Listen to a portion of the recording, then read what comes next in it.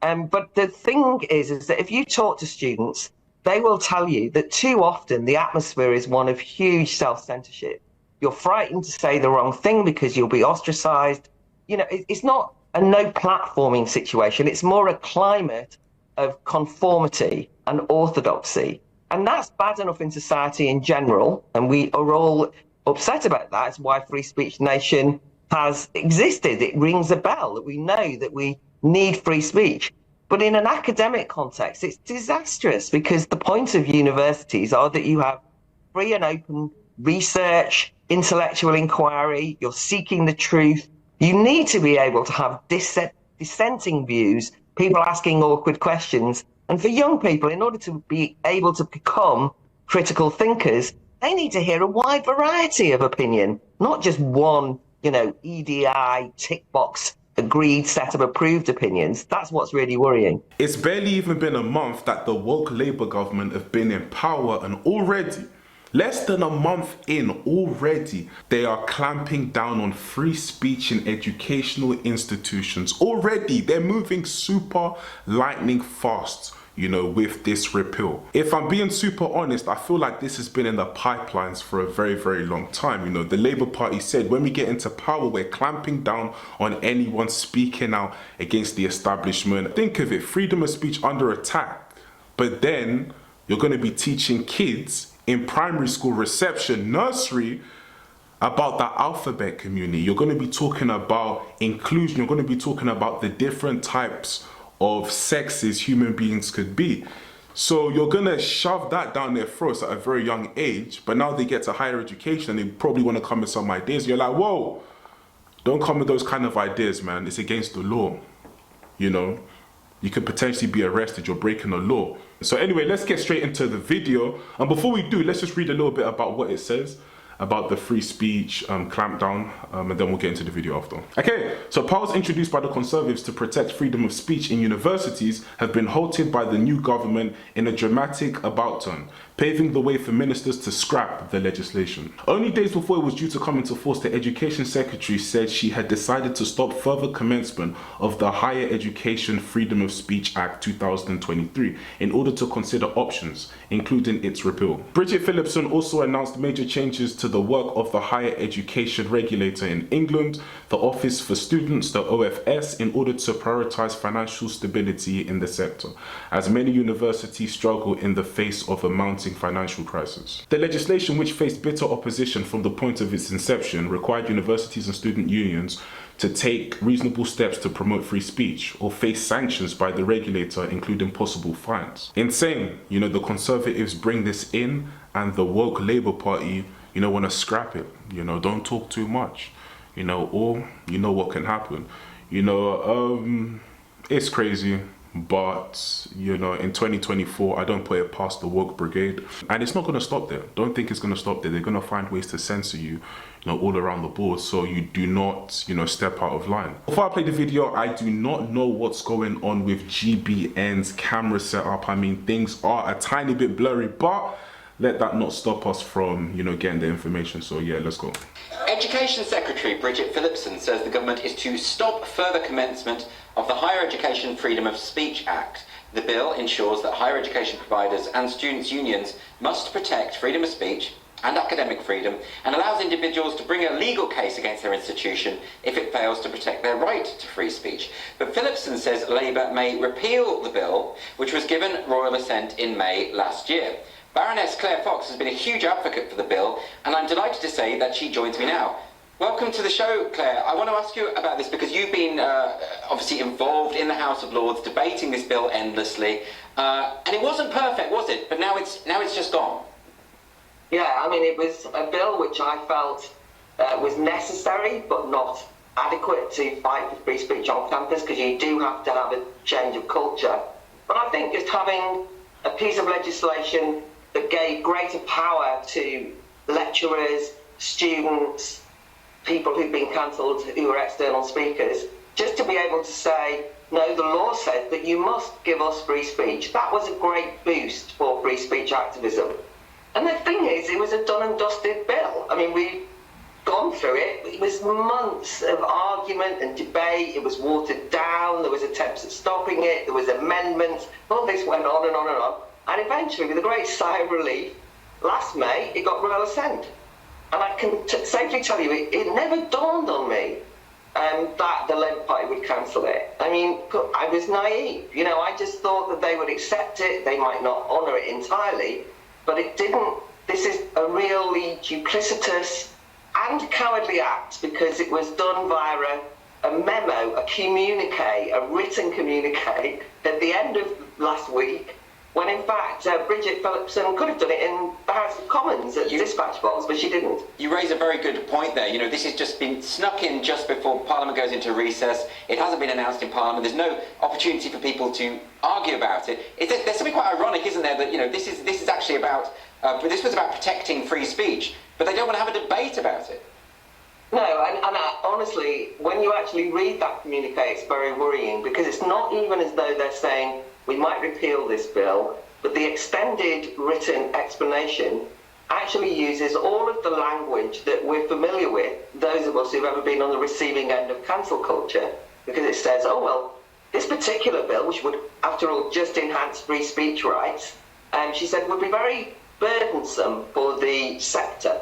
That is, management don't like it. That's what she's saying. You know, the blob and all those NGOs and the HE, higher education activists and lobbyists, who actually are the people who have been doing a lot of cancel culturing over a period of time, they'll find it burdensome. As though it's not burdensome if you're, I don't know, Professor Joe Phoenix, or one of the many people that you've had on your show over the years, lecturers, who the burdensome bit was that they were silenced for perfectly legitimate views on campus.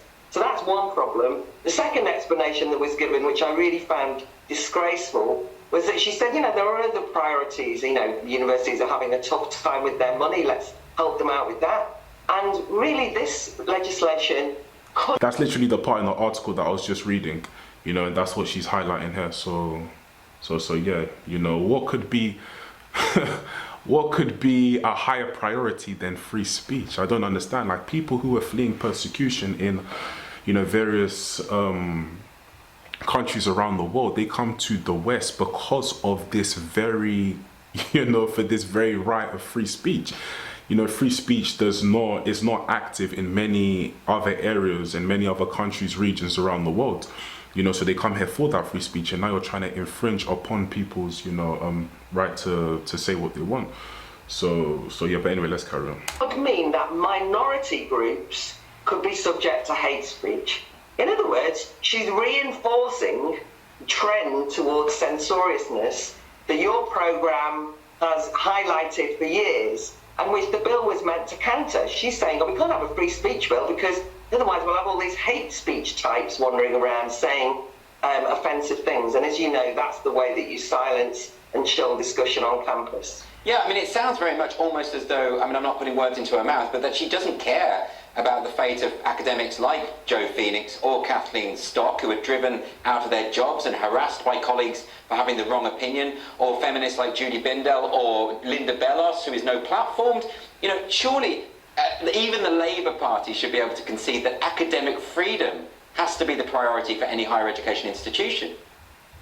I think actually what it reveals, and it's something that very good interview you had with Joan Smith earlier about the Labour Party, is they have got no instinct for free speech. They don't really have a sort of a sense that freedom matters that much. It's a kind of third order party. So of course Bridget Phillipson says, I believe in free speech and academic freedom, but, and it's a very big but. And one group that's really going to be affected by this, by the way, are students, because it's often done of, you know, we're only doing this because there's a lot of vulnerable students who might be subject to harassment or hate speech. That's why we're looking at it again. Not yet being repealed, by the way, but this sounds as though they're going to do that. But the thing is that if you talk to students, they will tell you that too often the atmosphere is one of huge self-censorship. You're frightened to say the wrong thing because you'll be ostracised. You know, it's not a no platforming situation. It's more a climate of conformity and orthodoxy. And that's bad enough in society in general, and we are all upset about that. It's why Free Speech Nation has existed. It rings a bell. We know that we need free speech. But in an academic context, it's disastrous, because the point of universities are that you have free and open research, intellectual inquiry, you're seeking the truth. You need to be able to have dissenting views, people asking awkward questions. And for young people, in order to be able to become critical thinkers, they need to hear a wide variety of opinion, not just one, EDI, tick box, agreed set of approved opinions. That's what's really worrying. Isn't it strange that, the view that you are advocating there would have been the norm just 15, 20 years ago in higher education? Everyone would have accepted that part of the point is plurality of views, that people go there to discuss ideas. What do you think has gone wrong within the universities to such an extent that we even need legislation to protect what should be a given? Well, I think that there's a couple of things. I mean, one was when they brought in market forces into universities and turned the student into the customer rather than somebody who was going to learn. And a lot of academics kind of lost power, and they spent a huge amount of time trying to keep students happy. And often that means keeping the most activist, loudmouth students happy. That's one thing that's happened. But also, actually, universities have been a place which is theorized around things like social theories, around critical race theory, or, a situation at the moment in which decolonizing everything counts. And so wrapped up a lot of the most regressive trends that usually demand only one side gets a hearing, and if anyone fights back, that they're trying to exhibit their white privilege, all of those things that you're familiar with. That got given a kind of intellectual gloss on university campuses, so that's the other thing. And finally, the universities have all signed up to these charters, like the Stonewall Charter, or there's a wide variety of them, Athena Swan, a whole range of them, where you basically say, I prove that I am going to be an active anti-racist as an organisation to attract all these right-on students, and we promise that we'll be trans allies, that we'll be a particular type of anti-racist, and so on and so forth. Then this has been incredibly corrupting, because they've brought on board a wide range of administrators and managers, almost as many of them as there are academics, who have basically turned university campuses into a place that has to fulfill the requirements of these third-party organisations, rather than genuine places of intellectual engagement and argument and so on and so forth. I was thinking when I was listening to you having that conversation with Joan Smith, if you tried to have that on a university campus now, some administrator would say that you breached every rule of, equity, diversity and inclusion. But imagine if you had that conversation on a university campus and students heard it. They might learn something. They might not agree with what Joan said. They might disagree with the questions you asked. But they could join in the debate and discussion and think about it. And that's what education should be about. And to be fair, I guess we're going to see how all of this plays out in the long run. I'm not sure who can really oppose the establishment right now, because they seem powerful, man. Anyone coming in their way, they are chewing them up and spitting them out. Anyone that's talking now against what they want you to know, they're being censored, they're being deplatformed, they're being cancelled, they're being shunned, they're being cast out of society. And it's crazy. I guess that gave me inspiration, a lot of inspiration to, go forward with my channel and start talking as well, because so many people have fallen for going out against the establishment. So hence why I've decided to come out and start talking, some truth. But anyway, guys, comment down below, like, comment and subscribe, and I'll catch you at the next video. Peace.